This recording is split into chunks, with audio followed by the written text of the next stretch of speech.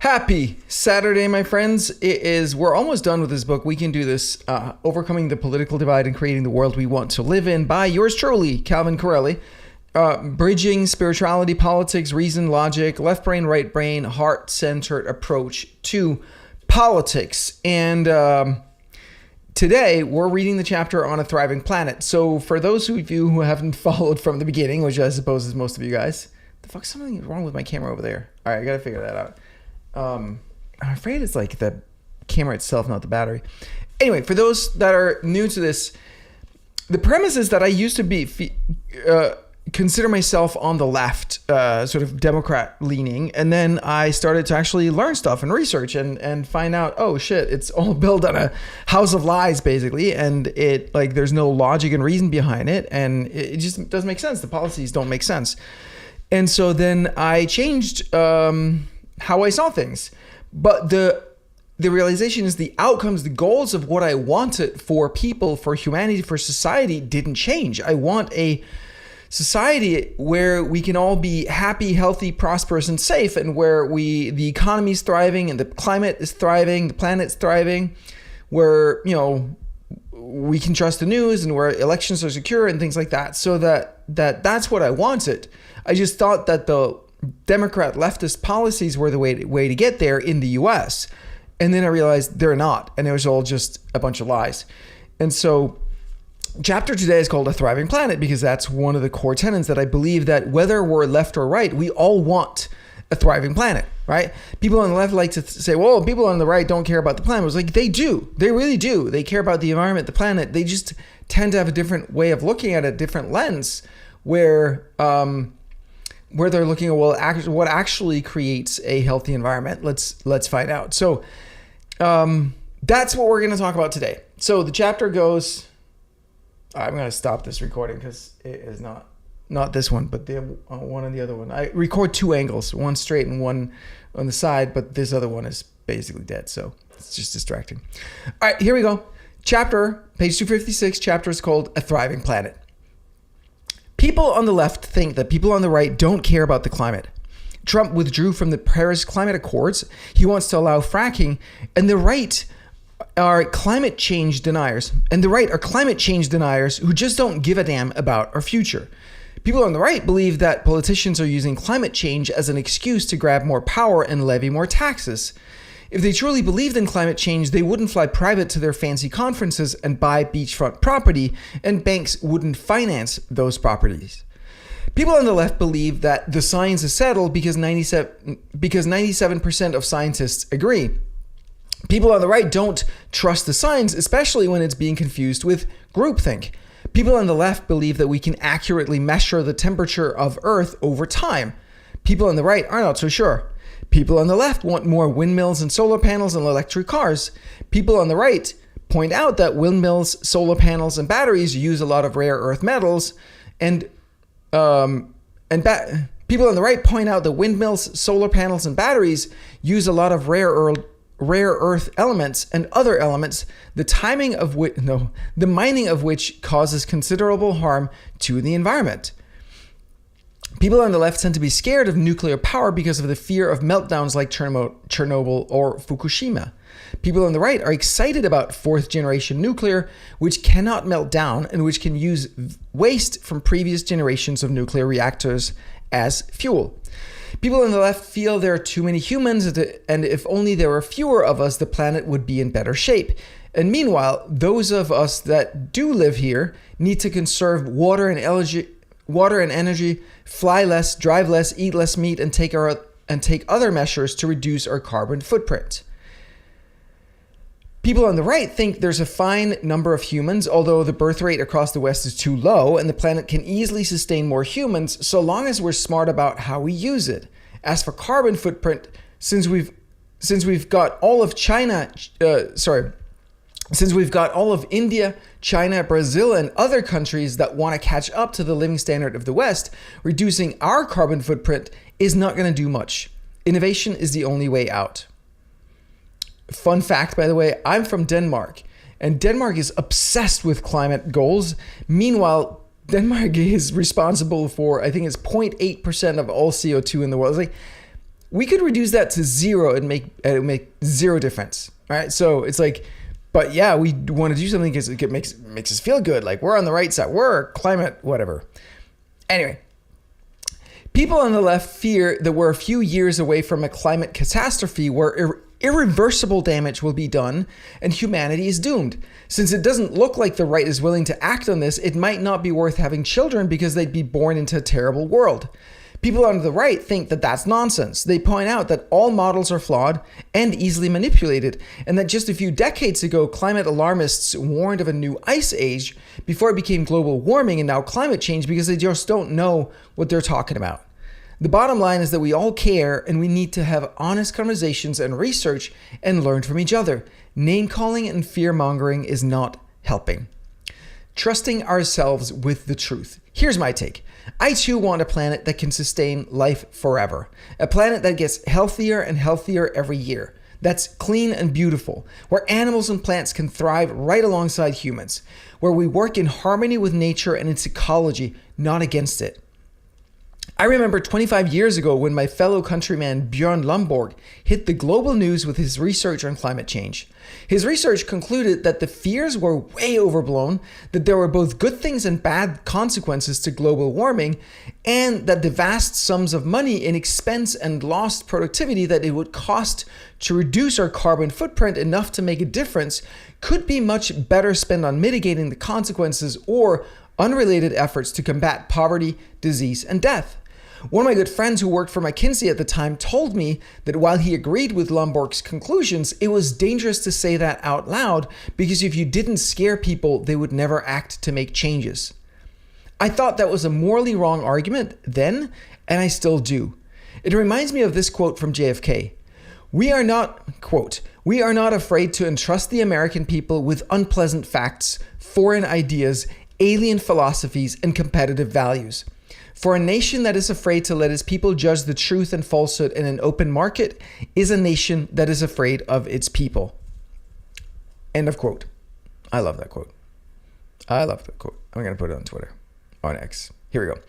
All right. We must trust the public and each other with the truth. We cannot accept living by lies. That means not shutting down viewpoints and facts we disagree with by labeling. We need to bring together the very best minds to solve whatever problems there are. I've spent quite a bit of time listening to different voices and thinking about this, and to me, certain things are clear. Human beings are resilient, creative, innovative, and when their backs are against the wall and the smartest among us are allowed to come together and innovate, we can solve anything. The best instrument for doing that is private business. Set the incentives right and the private sector will deliver. Good data. Measuring the temperature of the Earth is remarkably complicated. We've been using direct measurements since the 1800s, satellites since the 1970s, and proxies like ice cores and tree rings for older data. All of these are flawed, and in order to get to the actual numbers, we have to make a bunch of assumptions, all of which are just our best misconceptions so far. I'm not saying we shouldn't try, but we should recognize that the numbers are not the truth. How reliable is a time series of temperature since the 1800s, even if you measure the temperature in the exact same spot? Cities are hotter than rural areas, so as a city grows nearer the location of the measuring station, that's going to cause the temperature to go up, even though it's not the temperature of the planet as such that rose, just the heat glow from the city. One sec, guys. Gotta take my socks off here. It's too warm.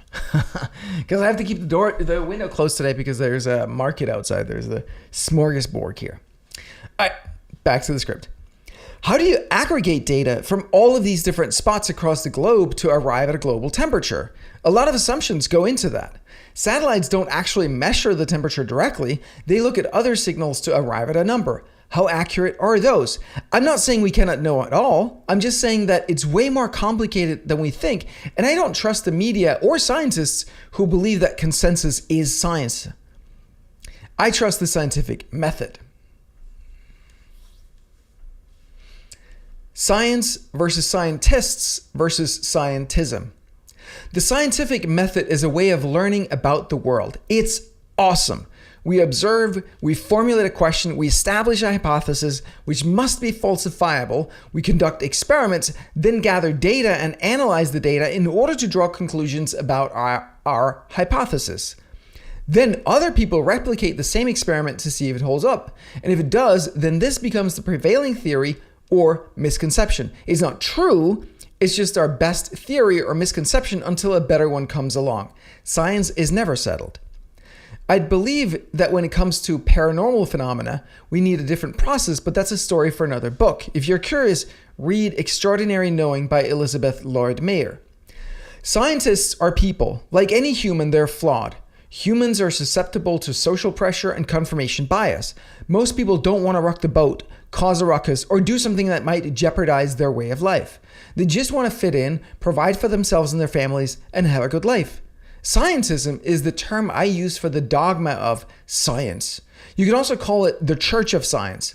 It's a belief in science as our new God, as a source of unassailable dogma, a mysterious entity that tells us the truth, never to be questioned, so we mere mortals don't have to hurt our pretty little brains with these complicated matters. Trust the science. Whatever you do, do not do your own independent research or thinking. You're not qualified, mere mortal. But thinking is hard. Integrity is in short supply. The desire to comply is strong, and people everywhere fall prey to it. There's a crisis in science right now. From Google, quote, a 2015 study found that fewer than half of 100 psychology studies could be replicated. The average effect size in the replicated studies was also only half of the original studies. A 2012 study found that researchers could only replicate 6 out of 53 cancer biology studies. A separate study found that reproducibility rates in cancer biology were as low as 11%. A 2018 study found that only about 62% of 21 social and behavioral science papers could be replicated. End quote. Most scientific activity right now is being funded by organizations that have an interest in a particular outcome. If they don't get the outcome they want, the study won't get published, and neither will the data. There's a lot of pressure to provide the correct answer. This isn't science. This is just abusing the veneer of a white lab coat to defraud people. This is just abusing the veneer of a white lab coat to defraud people. Is no better than the snake oil salesman, and is rampant, especially in medicine, psychology, and social studies. And personally, given how much money is at stake, I wouldn't trust climate science much either. The combination of all the reporting feeling like activism and past predictions having failed makes me very skeptical. It's just the way my brain is wired. You won't make me believe stuff by exaggerating and obfuscating and fear-mongering, like my McKinsey friend recommended. Only by telling the truth, like JFK advocated. I think there's quite a few others out there like me. A really important principle in real science is to celebrate the outliers, the contrarians. It takes guts and critical thinking to go against the mainstream consensus. You might never get another grant. You might never get another job. It can be a career ending to go against what the higher ups want. So just like we need to celebrate and protect whistleblowers, we need to do the same for scientific contrarians and muckrakers. We're doing the opposite, and that's concerning. Sidebar here, I mentioned the book Extraordinary Knowing. So Elizabeth Lord Mayer was a Stanford PhD, and she had a paranormal experience. Read the book, it's amazing. She had a paranormal experience, and then she realized that her scientific understanding of the world did not hold up in reality. Like, this couldn't happen according to her scientific understanding of the world. And so she gathered a bunch of scientists who all had paranormal experiences to go investigate this and share insights about it. I think there are about 60 people in this group. And the prevailing message was that none of these people felt like they could talk about this out loud in public. Because if they did, they would get ridiculed and they would lose their jobs and they would be outcasts.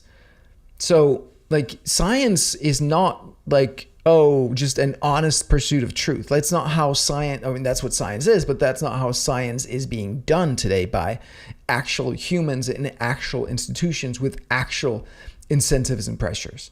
So it's It's very important to get that, and you'll see that the media constantly wants to portray things as like, well, this is like this is settled, right? This is settled, and it's like, no, it's not. It's not how it works. All right, back to the book. CO2. CO2 is the big villain in climate change. It's a bit more complicated than we've been led to believe, though. It looks like I've been formatting that all wrong, all over the book. Come on, we should be able to do like, anyway, I'll fix that later. Let me make a note here. Add comment. New comment, there we go.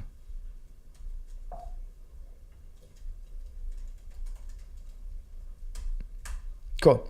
All right. CO2 is the big villain in climate change. It's a bit more complicated than we've been led to believe, though. Historically, temperatures rise first, then CO2 rises. Historically, temperatures rise first, then CO2 rises. The claim is that the temperature rise triggers release of CO2, which then triggers the greenhouse effect, causing temperatures to rise even more. It compounds.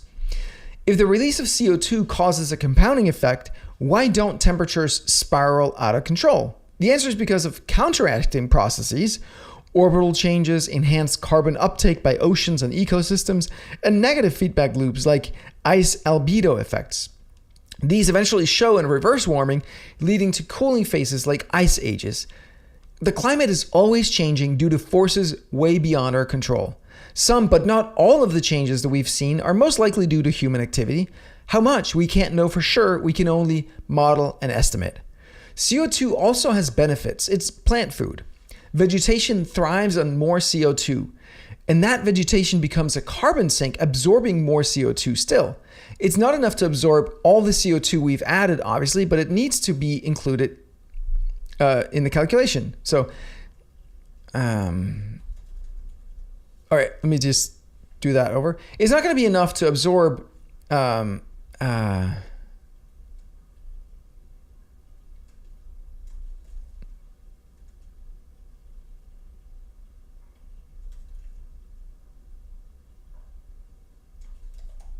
let's do it this way. It's not likely to be able to absorb all the CO2 we've added, but it needs to be included in the calculation. CO2 is currently at 420 ppm, parts per million. Before the Industrial Revolution, it was up to 280 parts per million.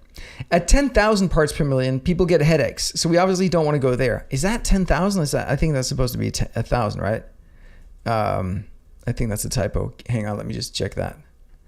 At what level does CO2 start to give headaches?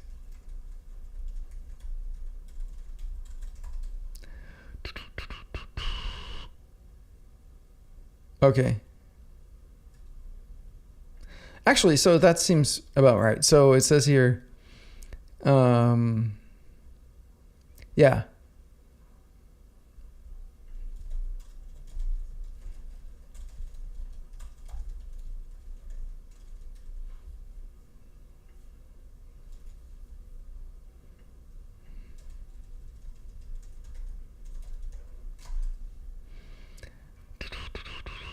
All right, it's actually correct. I thought it was going to be 1,000. Anyway, at 10,000 ppm, people get headaches. So we obviously don't want to get there.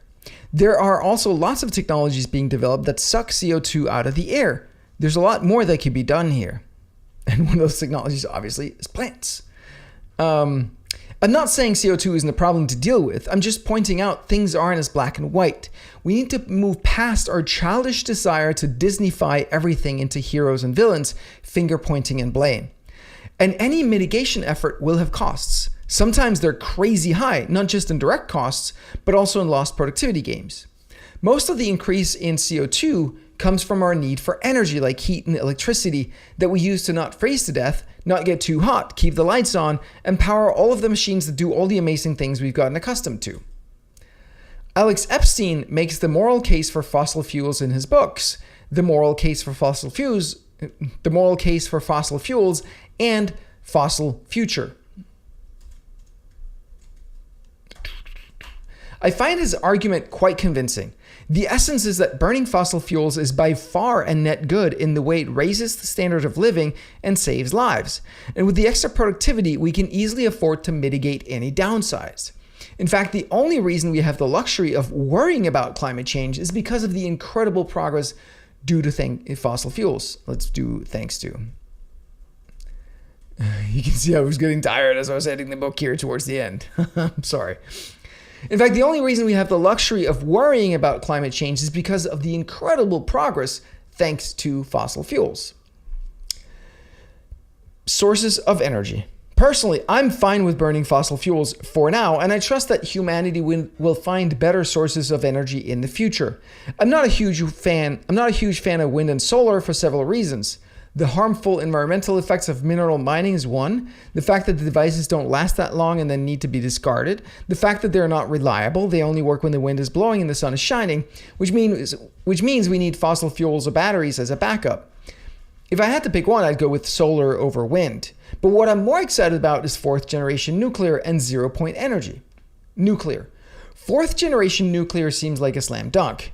I think the fear of nuclear power has always been way overblown. I remember back in elementary school, probably around 1980, there was a demo against nuclear power in Denmark. I didn't get it then, and I still don't get it now. Nuclear releases no CO2 and produces energy around the clock. Yes, there's nuclear waste and the risk of meltdown. Nuclear waste is manageable, but a meltdown is obviously terrible. But I think if we hadn't gotten scared and pulled back on nuclear power 4 decades ago, we'd long ago have innovated our way out of that. The technology is well known, it's just been hobbled by way too much regulation. I believe it's time to get serious about nuclear energy again. Potentially, they could even be made small enough that every home and car could have its own nuclear reactor that would be safe and clear. Seems like a promise worth pursuing. Not by the government, thank you very much, but by getting rid of overly restrictive regulations so entrepreneurs and innovators can get after it. There's a lot of money in energy. 0-point energy. And then there's 0-point energy. I honestly cannot tell if it's far-fetched and not practical, or if it's a solved problem currently in use by our government, but hidden from all of us because of the massive implications it would have on our economy and power structures. I lean towards the latter, as you'd probably expect given my worldview. 0-point energy was first introduced by the German physicist Max Planck in 1911. It's 114 years ago, my friends. As part of his work on black body radiation. He initially described it as a residual energy present in a system even at absolute zero. According to Richard Feynman, even in a seemingly empty vacuum, there's a constant fluctuation of virtual particles appearing and disappearing, representing a sea of energy that is present everywhere, even at absolute 0 degrees. He described this by saying that 1 teacup of empty space contains enough energy to boil all the world's oceans. That's a lot of energy. The idea is that if we can figure out how to tap into that energy field, we can have all the energy we need with no environmental harm, and at a very low cost. It would completely turn our world upside down. Ashton Forbes is an independent researcher who has dove deep into the mysterious disappearance of flight MH370 in 2014, and he believes there's evidence there that it involves secret 0-point energy capabilities that the US government has. I've seen other stories of people who developed 0-point energy technology only to die under mysterious circumstances. What's the truth? I believe that 0-point energy is real. Max Planck and Einstein both said so. I believe that having access to practically unlimited free energy through the 0-point field would completely upend the world. The blob would not want that. I don't know if 0-point energy is practical as a source of energy today, anytime soon, or ever. That's the big question. But if it was, the implications would be massive. Oil, coal, natural gas, and other oil, coal, natural gas. You guys having a good time? Yay. Oil, coal, natural gas, and other fossil fuels would be worthless, as would all of the infrastructure built around them, like drilling platforms, refineries, gas stations, pipelines, and so on. A lot of countries in the Middle East would find themselves a lot poorer and with a lot less power. The petrodollar would be worthless. I'm assuming that the US owes a lot of its stronghold over the entire world to its control of energy. If energy was freely available, would the empire collapse? I can't tell, but it seems like it would shake up things quite a bit. If it was indeed possible, you could see how the US government would want to keep it under wraps. Whether they'd be able to is another question. I don't know what the deal is, but the potential is massive. What to do about climate change? Assuming that there is a real human-caused effect on the climate, I think we should continue full force on innovation and productivity growth through energy, even if it increases CO2 in the short term. I trust in human ingenuity to solve any crisis we face. Always bet on humans. Let's go all in on nuclear power and zero-point energy technology and see how far we can get with those. Let's also leverage solar today since it already exists. And let's develop cost-effective technologies to suck CO2 out of the air. The important part is to find ways to do all of this without the government trying to run it. Anything the government runs turns into corruption, grift, and waste. And this is too important for the government to fuck up. We need to construct incentives so entrepreneurs and innovators can step in and solve the challenge. The good news is that brilliant people like Elon Musk already are. That makes me very hopeful. The answer is not to put limits on productivity growth. The answer is to have even more productivity growth so we have the extra bandwidth to innovate. Let's make new products that are so compelling that people desire them over the alternative. I own a Tesla. I don't care that it's electric. In fact, I'm a bit concerned about the EMF effect on my body when sitting on a massive battery. But I'm willing to live with it because I don't drive all that much. But more importantly, it's the best car ever built. Driving a BMW or Mercedes feels so last century in comparison. That's how we solve climate change. Ecology. But climate change isn't the only part of a healthy planet. Dan Barber is a chef in New York. In 2010, he did a TED Talk about how he fell in love. In 2010, he did a TED Talk about how he fell in love with a fish. It's well worth watching. In it, he describes the difference between two worldviews when it comes to growing our food and our relationship with nature. One is an industrial fish farm where the fish are crowded together and feel ground up, and where the fish are crowded together and fed ground up industrial chicken waste like feathers, blood, and bone meal. Yikes. The other is Veta La Palma in Spain, a sustainable fish farm that operates within a natural ecosystem. Instead of feeding the fish, the farm creates an environment where the fish feed themselves naturally by maintaining a balanced ecosystem. The fish are healthier and the system supports a wide range of wildlife. They taste a heck of a lot better too, and I bet they're a lot better for you. I don't understand how we don't understand that humans and our environment evolved together. Respect nature, work with nature, respect the plants and animals that we eat. Treat them with respect, cook them with love, eat them with calm and gratitude, and take care of our local environment. Pick up the trash on the street, honor and respect the fragile ecology of Mother Earth. Learn everything we can about it, but don't ever assume that you know everything or that you know better. We're not gods. Don't play one on TV. All right. That was that chapter, my friends. Let's keep going, shall we? Let's keep going. The next one is page 268. It's called Secure Elections. So I brought this up because that is something that's been a major issue during the last couple of elections, and like election deniers, like voter ID laws and all that stuff. So I think it's important, like if we're gonna have elections, we're gonna go through all that rigmarole, let's at least like pretend like they're actually secure. And I think the misconception that most people have right now is that they are auditable.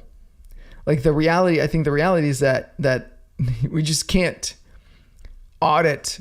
Like we have no way of knowing if they're secure. We'll get to that. So I'll have a sip of water and then we can go with the next chapter. You guys having fun? I'm having fun. I think I might finish the book today.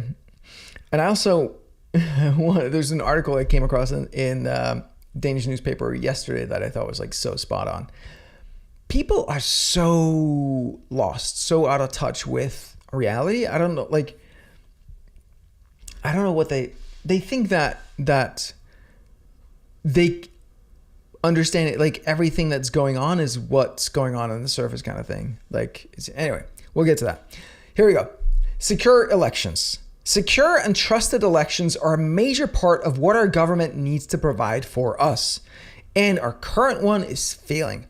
The president controls the most powerful military in the world. The US exerts a powerful influence in every corner of the planet. Congress controls a $6 trillion budget. Think about that, $6 trillion a year. There's so much at stake that we have to assume that bad actors will try to influence. There's so much at stake that we have to assume that bad actors will try to influence our elections at all levels. Local poll workers who see an opportunity to give their preferred candidate a nudge without getting detected, ballot harvesting, ineligible people voting, all kinds of things could happen, and we have to assume that people will try. And that's not even counting foreign disinformation campaigns, media and tech companies censoring or running cover, or big events or announcements intentionally being pulled forward or back to influence the election. Those are harder to prove and tackle.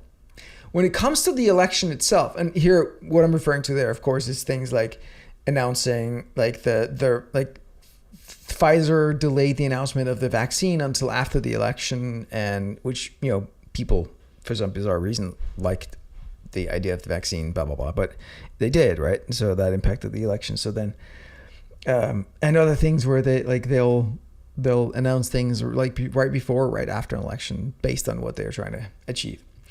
All right, back to the script here. When it comes to the election itself, the assumption elections, all right.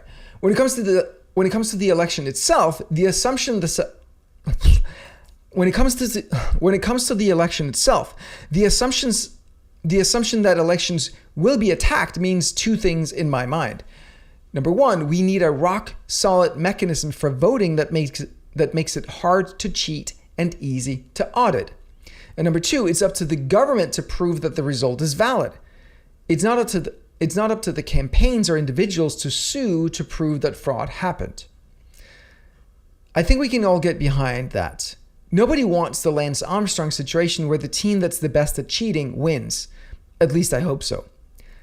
If you wanted to cheat, say you were a nefarious actor who wanted to cheat in US elections, how would you do it? Well, you'd make sure that fraud was easy to do and hard or impossible to prove. You'd want an election process that makes it easy to sneak in illegitimate ballots that are impossible to identify after. A process where you can selectively apply the rules depending on which way the county is leaning without any way to prove this after the fact is perfect. For example, in an area you know will vote mostly for your opponent, you can be stricter about throwing out ballots that don't fit the requirements, maybe even sometimes discarding entirely valid votes. And in counties that vote overwhelmingly for your preferred candidate, you can be more lenient or skip the checks entirely. And you'd want this kind of fraud to be very hard to prove. You'd make it hard to verify if every voter was eligible to vote, so you could have a crowd of ineligible people to vote for you.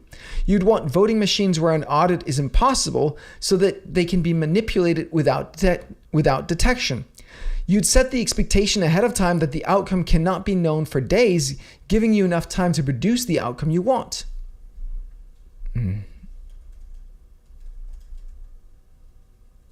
Yeah. Let me do this again. I just made a small edit. You'd set the expectation ahead of time that the outcome cannot be known for days, giving you enough time to produce the extra ballots to create the outcome you want. You'd shame and silence anyone questioning the result or pointing to issues with the election.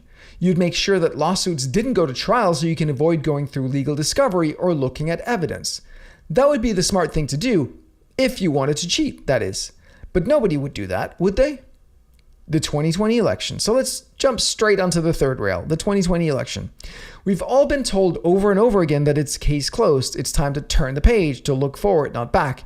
And of course, that's exactly what we'd expect to hear from someone who successfully stole the election. You may think Biden won fair and square, that's fine. But the fact is that 78% of Republicans, according to a CNN poll, that must be 2021. It says 2001, must be 2021. But the fact is that 78% of Republicans, according to a 2021 CNN poll, and 28% of all Americans, according to a 2021 YouGov poll, said that they didn't believe Joe Biden's win was illegitimate. That means it's something we cannot just dismiss. And continuing to label them election deniers and repeating the slogan that And repeating the slogan that there's no evidence of widespread election fraud will not do the job. I think we saw earlier how they love to say there's no evidence of, which means we haven't looked for the evidence, right? It doesn't mean that there is no evidence. It just means we didn't look. And so because we didn't look, we didn't actually come up with any. Whoa, surprise. All right. We need a path to unity and healing as a nation. We need to be able to trust elections. We need a trusted process that allows us to all come together after an election and say, that was a fair fight. You won. You get the next 4 years. We wish you the best of luck, and I'll see you in the next election. In 2016, according to YouGov, 35% of Democrats believe that Trump's election was not legitimate. This is not a Democrat problem. It is not a Republican problem. It's an all of us problem. Margin of victory. In order to win in 2020, Trump would have needed to flip just 3 states. Arizona, which Biden won by around 10,500 votes. Georgia, which Biden won by around 11,800 votes. And Wisconsin, which Biden won by around 20,700 votes. That's a total of just 43,000 votes. Or 21,500 if you were to flip votes from Biden to Trump. That was how the entire election was decided. All right, get this. It comes down to 21,500 people that, could go one way or the other. 3 more swing states went more decisively for Biden, yet were still pretty close. Michigan with 154,000 votes or 2.8%. Nevada with 33,600 votes or 2.4%. And and Pennsylvania with 80,500 votes or 1.2%. I don't know if the election was fraudulent, but here's a few things that I do know. History of fraud. First, fraud is never zero. We don't know exactly how much there is, but we know it's not zero. The US has a long history of alleged election fraud. According to ChatGPT, quote, large political machines like Chicago's Democratic machine under Mayor Richard J. Daley were known for manipulating elections through fraud. Tactics included miscounting ballots and busing voters from precinct to precinct. Ballot stuffing was a common method of fraud in the early 20th century, and election officials would sometimes spoil or discard ballots that were cast for opposition candidates. One of the most infamous alleged instances of election fraud occurred in Illinois during the 1960 presidential election between John F. Kennedy and Richard Nixon. Some claim that fraudulent votes in Chicago controlled by the Daley machine helped Kennedy narrowly win Illinois, which was critical in securing his overall victory. However, investigations did not definitively prove widespread fraud. Sidebar here, note the use of definitively and widespread, right? So they're fraud, but we didn't definitively prove that it was widespread. Back to the quote here. Although not fraud in the traditional sense, the controversies surrounding the Florida recount in the Bush versus Gore election raised concerns about voter disenfranchisement and ballot integrity, especially with issues like hanging chads and punch card ballots. End of quote. So fraud and allegations of fraud are not new, and we have to assume that some happened. The question is, how much? The laptop. We know that the Hunter Biden laptop story was censored across social media and not covered by any mainstream media outlet except for the New York Post. The contents of the laptop, which any journalist could have gotten a copy of if they'd wanted, and which had been in the FBI's possession since December 2019, made it pretty likely that Hunter Biden had been collecting the money for Joe Biden's business of using his role as senator and VP to sell political influence. To discredit the story, 51 people in the intelligence community signed a letter saying that it, quote, has all the classic earmarks of a Russian information operation. We want to emphasize that we do not know if the emails provided to the New York Post by President Trump's personal attorney, Rudy Giuliani, are genuine or not, and that we do not have evidence of Russian involvement, just that our experience makes us deeply suspicious that the Russian government played a significant role in this case. End of quote. By the way, note how this is not in the book, but note how they're saying that Rudy Giuliani is like Trump's personal attorney versus like he was the former mayor of New York City who was like instrumental in 9/11. Like, you know, like they're healing after 9/11, rebuilding after 9/11, and like stamping out corruption and crime, and like he literally conquered the mafia in New York. Like, but no, he's Trump's personal attorney. Do you see how that, like, just that choice of framing, and it's not that is not true, but that choice of framing just changes how this lands. Do you see that? All right, back to the book. That letter was used by the media and Joe Biden to dismiss and censor the story without actually looking at the facts until after the election. In March 2022, the New York Times finally acknowledged the laptop was real, but by then it was too late. You can see how some people don't trust the media, the FBI, or the intelligence community much. Could the laptop story have changed 21,500 votes across these 3 states from Biden to Trump and caused Trump to win? It's definitely possible.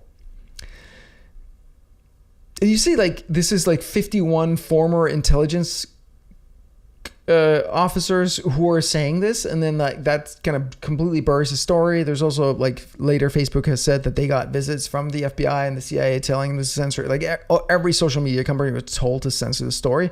Every media outlet, like, it was a story. It was obviously a story, and everybody chose to bury it. Like, why? Right? And could that have changed, 21,500 votes? Of course it could. Anyway, back. Election law changes. We also know that the laws were changed in favor of mail-in ballots, and that mail-in ballots make it harder to prove fraud.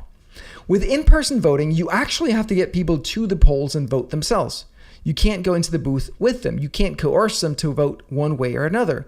With mail-in ballots, you can collect all the ballots and envelopes and organize the voting for people. Heck, if you wanted to, you could even fill them out on other people's behalf and either forge their signatures or get them to sign it for you. The only way you know that the person who was eligible to vote was the person who actually did vote is by comparing. Let me actually add some air quotes to this one. The only way you quote unquote know that the person who was eligible to vote was the person who actually did vote is by comparing a signature on the envelope with the one on file with the voter record. Some states require notarization or witnesses, but most don't. Once the ballot is taken out of the envelope, there is no way to ever audit the verification piece, which means that if a batch of questionable ballots were intentionally let through, we can never correct for that or find the true result. I really want you to get this. Once the envelope and the ballot have been separated, the deed is done. We have the ballots. We have no idea if these are legitimate ballots, if who actually cast these ballots, if that person even is alive or exists, or it's a dog, or they wanted to vote or didn't want to vote. Like, we have no way of knowing because they're separated, they're gone, right? So you see how crucial that is, that step of the verification of the envelope with the signature on it, and how easy it is to just like, whatever. All right. Which means like we can recount the ballots all we want, but it makes no difference because like if 50,000 ballots are just fabricated with votes for Biden, like we can't know at that point, right? We can never audit that part. All right. So if you were to be a bit more lenient with the signature verification in counties that vote overwhelmingly Democrat, that would get the job done. Again, it's just 43,000 votes across 3 states. Let's change this to the 21,000 number, huh? Again, it's just 21,500 votes across 3 states that would need to be flipped.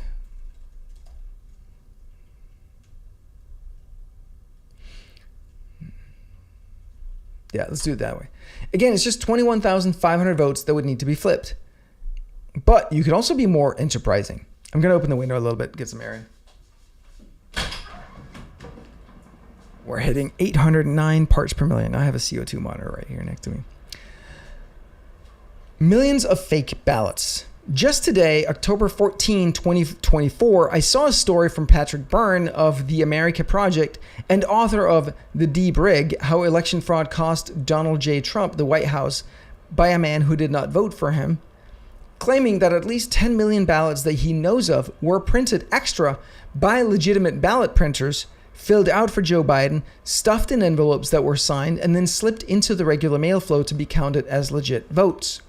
He's been pursuing the case for years, trying to get the official records from USPS, but they've been withholding and obfuscating and changing their own record-keeping rules to keep the story under wraps. I'm not saying this is true. I am saying it's possible, and we have no way of knowing for sure it didn't. I'm saying it's possible, and we have no way of knowing for sure. Nor do we have a media or government who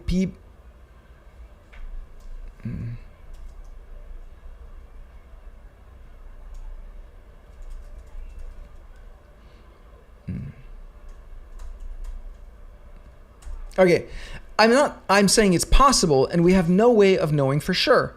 Nor do we have a media or government who we can trust to investigate this fully. Voting machines. Then there's the voting machines. During the 2004 election, I was back in Denmark, and one of my employees was an American who was very much into politics and on the Democrat side, like me. He taught me about Diebold voting machines and how the CEO of Diebold was a big Democrat donor.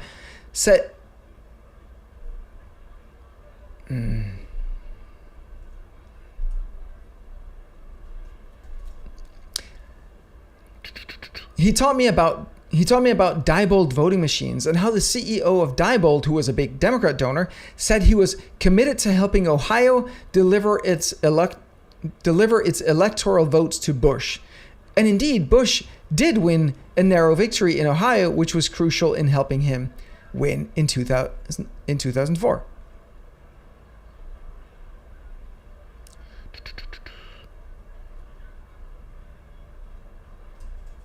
All right, let me do this again. He taught me about Diebold voting machines and how the CEO of Diebold, who was a big Democrat donor, said he was a Republican donor, right? He must have been a Republican donor. That's a typo. Was the CEO of Diebold a Republican or Democrat donor?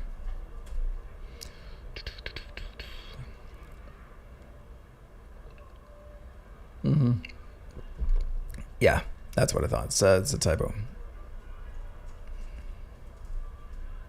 All right, here we go. Try this again. He taught me about Diebold voting machines and how the CEO of Diebold, who was a big Republican donor, said he was committed to helping Ohio deliver its electoral votes to Bush. And indeed, Bush did win a narrow victory in Ohio, which was crucial in helping him win in 2004. I was incensed. I hated Bush. He was a war criminal in my mind. Still is. As software engineers, we both agreed there's a few things you absolutely need in order to have verifiable elections when voting machines are being used. One, the software needs to be open source. You want all the programmers all over the world to help identify any vector of attack or any potential cause of fraud or skewed results. The only way to put people's legitimate concerns about the code at ease is to give everyone access to read the source code and have a way to ensure that the code running on the machine is indeed the code the public can see. Two, there must be a paper trail.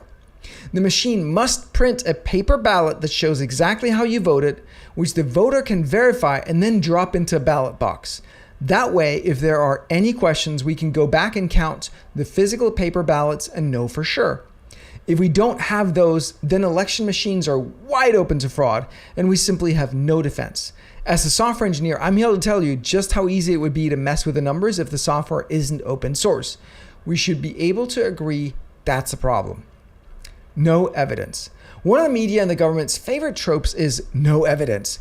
They use it with everything, including elections. No evidence of widespread voter fraud. First off, widespread is one of those fungible words that sounds meaningful, but in reality has no useful definition. It allows you to hide anything. If it means across all 50 states or even throughout each state where fraud is alleged, then that's not what's being alleged. It's a straw man. What's being alleged is targeted fraud in a few select precincts that allowed them to produce enough fake ballots or selective application of rules to push Biden over the edge. The margin was razor thin. But more importantly, no evidence of doesn't mean no evidence exists. It just means they haven't seen any. It just means they haven't seen any. It could be that they didn't look. It could be that they looked in all the wrong places. It could be that they looked the other way, or even as someone waved it. Oh, yeah. Hang on. It could be they looked the other way, even as someone waved the evidence right in their faces. All of these things happen all the time, and the media and the government love to use that phrase, no evidence of. It sounds so honest, but it's pure deception. Look out for it. Now you know. Is it knowable? Bottom line is that whether an election was stolen or not is currently not knowable. We have to assume this is by design. The purpose of a system is what it does. Some people want hackable elections. Why? Obviously, so they can cheat. Who? Who do you think? The ones who claim there is fraud, or the ones who call anyone who questions the result election deniers? Think about this too. Lots of people were told repeatedly and genuinely believed, and still do, that Trump was America's Hitler, was a serious threat to democracy, would jail his opponents, use the military against them, and would never let go of power ever again. If you believed for certain that Trump was America's Hitler, and you had the opportunity to fudge the election just a little bit in a way that would be really hard to prove, would you do it? If you trusted that the media and the courts and the legislator would have your back, if you see yourself as a moral, decent human being on the right side of history, it's not a far stretch to think that you would. In short, we know some people had means, because elections that cannot be audited, and motive. Trump is the next Hitler. In short, we know that some people had means, i.e. elections that cannot be audited, and motive. Trump is the next Hitler. It's not a far stretch to think it happened. Did it swing the election for Biden? I think so, obviously, but we cannot know. By design. To me, that's the only thing that matters. Every sane person in the country wants secure elections.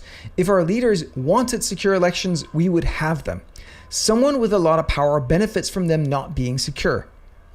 How to secure elections. Aside from open source software and paper ballots on election machines, I'd argue for in-person voting on election day with ID in hand. Make it a holiday. If you don't care enough about democracy to get your ass down there, you don't get to vote. Unless you're overseas or disabled or whatnot, we can make exceptions for that. To me, the benefit of secure elections completely outweighs any downsides there. To me, the benefit of secure elections completely outweighs any downsides there.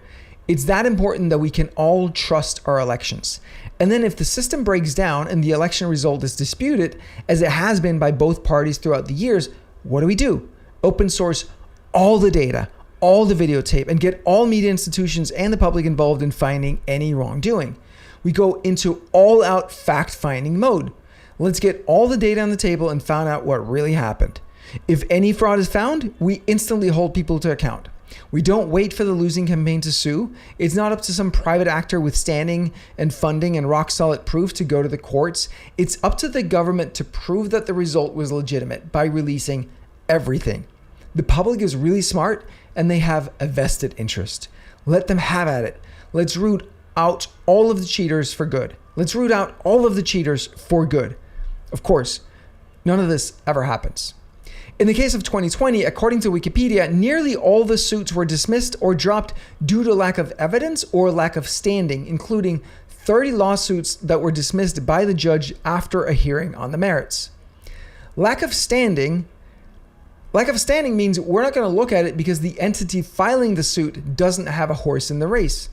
That's fine. That's how the courts work. You must have standing. But the government and the media are allowed to conduct their own research, and the government can share all the data so the public can help out too. But they didn't, and they won't. Because we don't have secure, auditable elections, the purpose of a system. Because we don't have secure, auditable elections. The purpose of a system is what it does. Whee! All right, my friends, that was it. There's like 2 chapters left now. 2 chapters left. This was an hour long. I'm going to take a break. Maybe I'll record some more tomorrow. Or we'll wrap it up later today. Who knows? There's also, let me just see here. thing I found. There's like, yeah. There's an article in top Danish newspaper Berlingske, which almost got it right. This one, let's see here. So close, my friends. So close to getting it right. Let's see if we can squeeze that over there.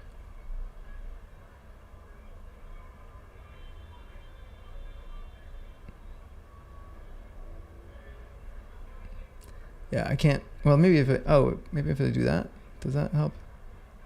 And then I do. Cool. That might help. Can we get? Stop it! Stop it! Let me see if I can get that to go.